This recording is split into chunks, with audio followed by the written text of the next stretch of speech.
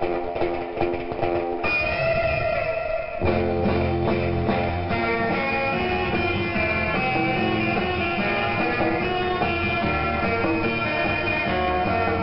everybody and welcome back to Tiny Northeastern, and today we're going to be looking at this class 124 Trans Pennine Express made by Trix. So we shall have a look at them and see what needs doing to them. When I bought them I was told that the power cart was working, so what we'll do, we'll get them out of the boxes, we'll have a little chat about them, and then we'll see what needs doing to them. This is the dummy car. I bought this as a 4-car set. That may become a 6-car set. I shall go into that in a moment, but looking at the condition of them, they're not too bad of a condition, so they probably just might need cleaning up. That'll be it regarding them. I'm not sure if they've got lights in the dummy car, but we'll soon find out in a minute. Just looks like a Mark 1 coach that's been painted up to look as part of the set. And as we move along, we have a pristine condition buffet car. That's absolutely lovely. There's not a mark blemish on that one. That's almost new.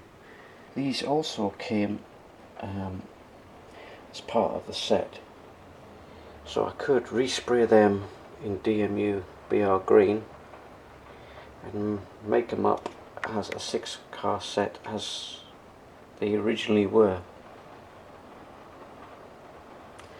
Right, let's go and have a look at the power car.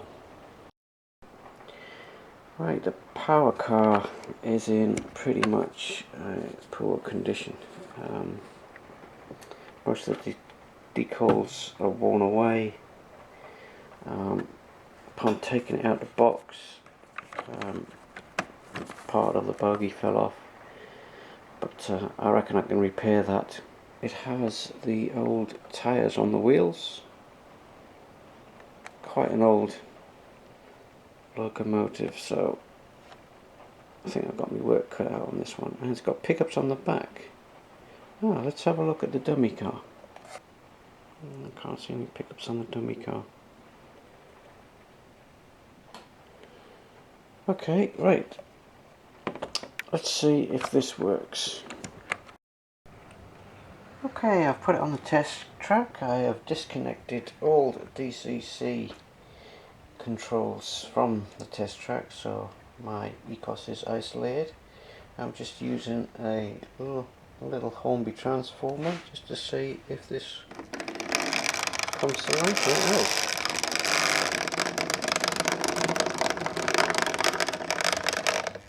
bit graunchy.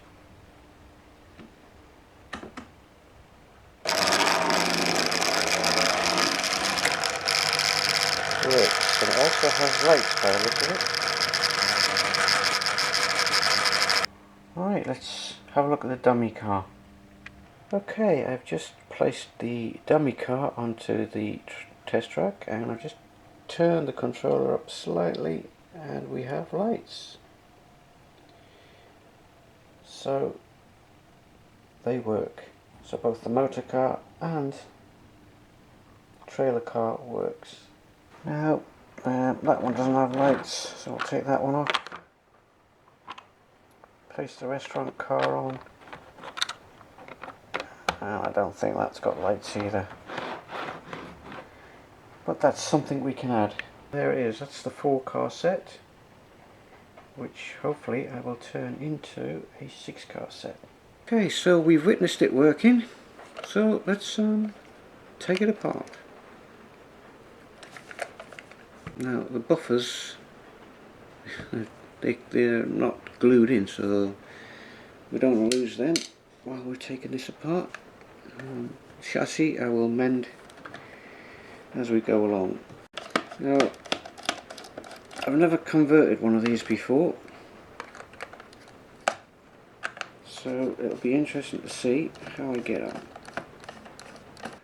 Now I've noticed we have pickups on the trailer bogie as well as the power bogie.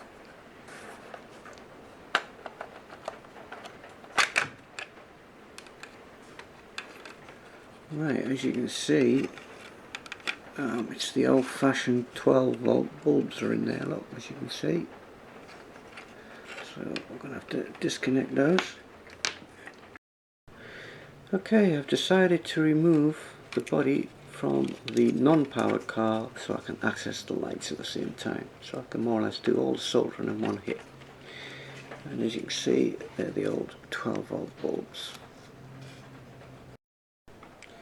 Okay, I'm desoldering the cables for the lights. That's one, that's two. Now the body can be almost removed. Just got that one there. That's it. Do is just cut the blue one temporarily.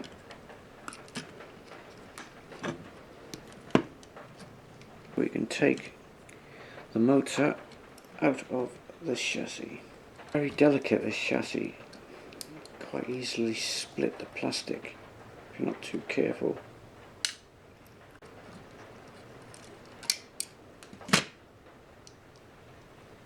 Okay, there's the motor. Bit of a beast. Don't think I've come across one like that before. So, need to think about this one, how I'm going to wire this up. Right, okay, I've just worked it out. So, this cable has just come off of there, which is the power pickups. This one and the blue one is the power pickups.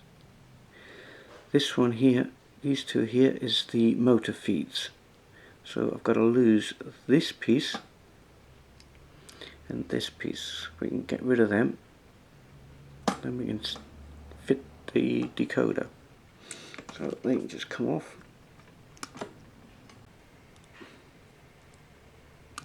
Do the same this side. Just cut them away. Very filthy, isn't it? So we'll have to clean that all up.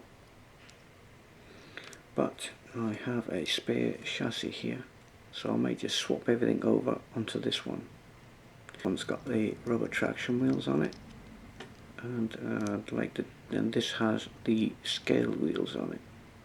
Okay, I have now cleaned up the power points for the motor, removed all the redundant cable that was there. So the next step is to remove the bogie, because I want to change the wheels.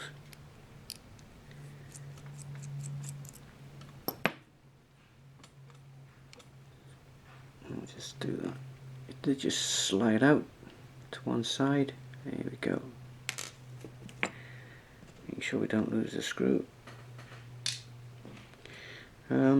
It's in a pretty poor condition. It's absolutely filthy. So I'm going to have to clean that up with a cotton bud and some methylated spirits, I think, just to get the grime off. Look at that.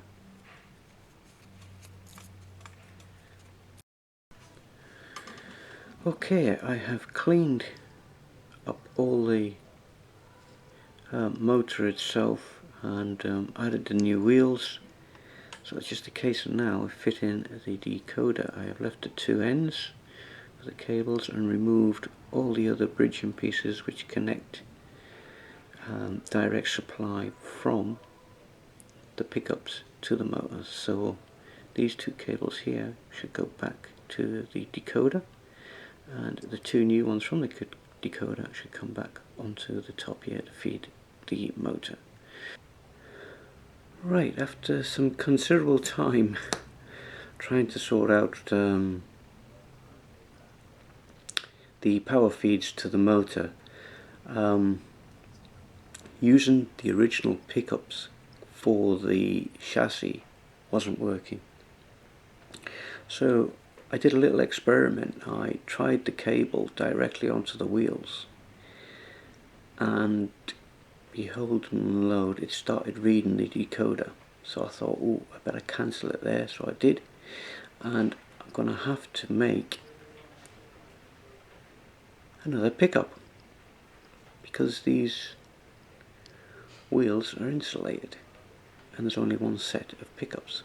So I'm going to have to make another pickup exactly like this one to feed the decoder to make the motor work.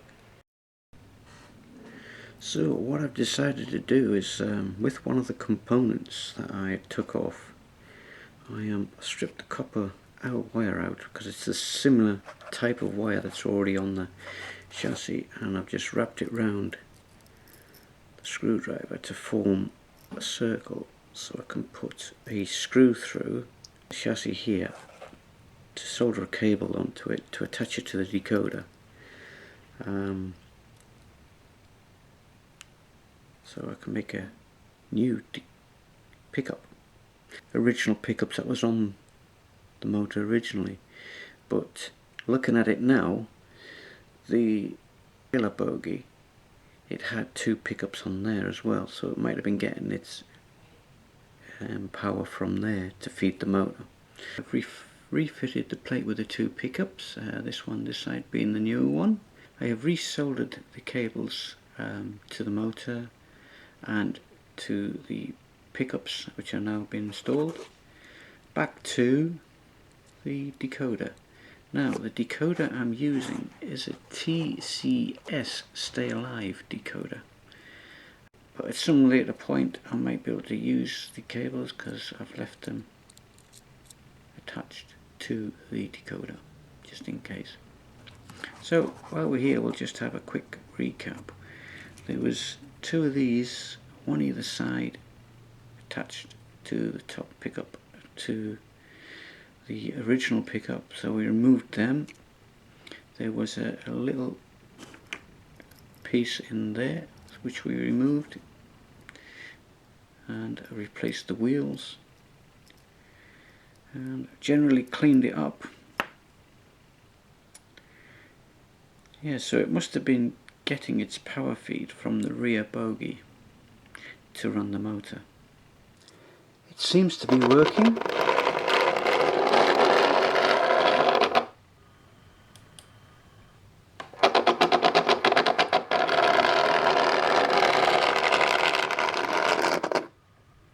But it's very, very jerky. I think it's due to the pickup that I put in.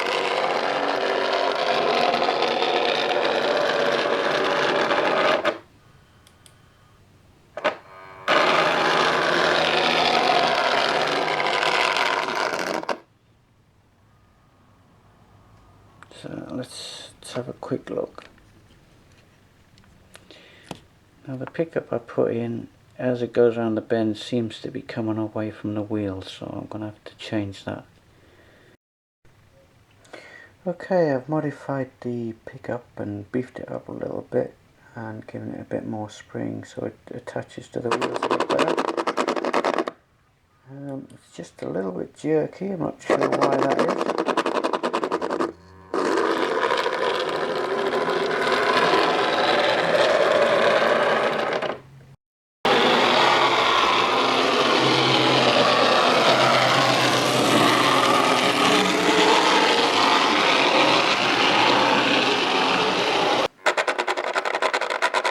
It just seems to run just a little bit jerky going forward at slow speed.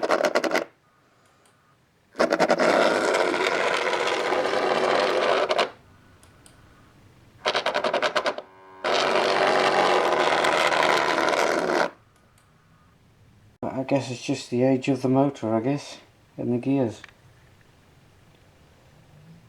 Right, so I'm happy I've got it working. Not so happy about the running, but I guess with that motor being, I don't know, 30 years old, if not more. But there you go. Right, what's next? Okay, as you can see, there's a buffer broken off there and a buffer broken off there as well on the dummy car, so I'm going to have to replace them. So the next thing to do is to tidy up the inside of this chassis because it's absolutely filthy. Right, as you can see, I've decided to use the pickups from the rear bogie, just to ensure that I'm getting 100% power to the motor via the decoder. Hey, the axles that were broken off the front bogie, I have now repaired these, just using some polystyrene plastic strip to go across the back there where it was split. A little piece in there and one piece across there where the brake was, and another piece there just to make it look the same. Now I did check the clearances of all these little bits of plastic before I made this up to make sure that they fit. So I'll have to repaint that black satin to match. In the meantime, the glue is drying on the cables, so we'll leave that for a bit longer. Yeah, the actual body themselves, this is the driving car body, so what I'll do is I'll just clean them up using some soapy water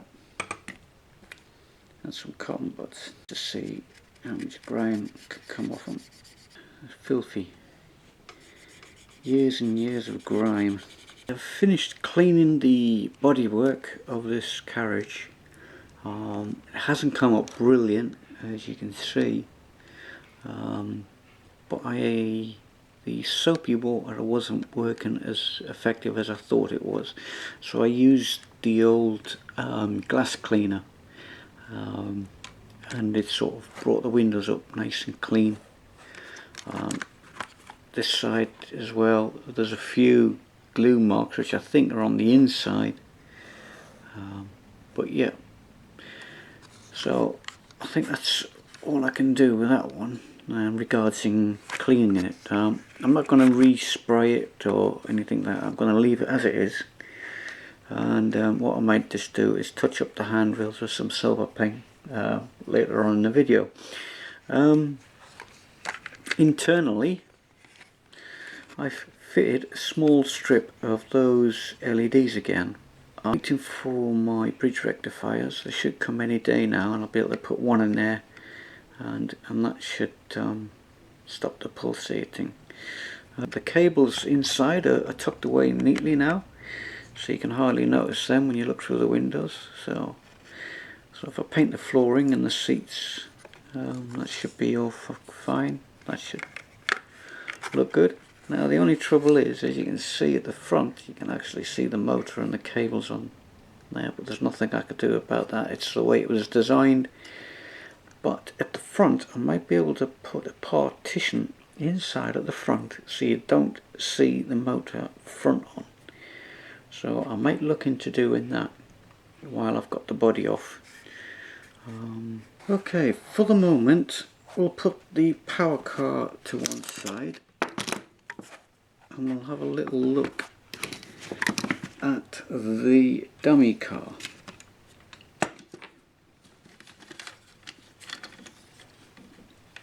Now, as you can see, it's still got the old-fashioned bulb system in. Actually, the strip came out as I was tugging so easily, and it didn't damage the actual screw fixings on the roof. So I think I'll do away with that, put it in the bin. I'll drill another hole at the back there, another 3mm hole there to feed this cable through, or I might do away with that and put a longer cable through to feed the LEDs that I'm going to put into the roof. I'll just sit neatly in there. Right, as you can see, I removed the seating area, and I'm just going to put some super glue on these pieces here where it's nice and flat and it meets the actual chassis base. Okay, I have now glued the seats and the internals to the chassis itself. I've come up with an idea of, instead of running the cables from there, so you have two cables running to the roof, is to remove the bogie, and it's got a brass spare in there, so if I attach a cable to that, I can run it underneath the chassis and bring it up through this side. Okay, we're going to need a helping hands for this. I've got some flux on there already, so I'll just get a bit of solder on there.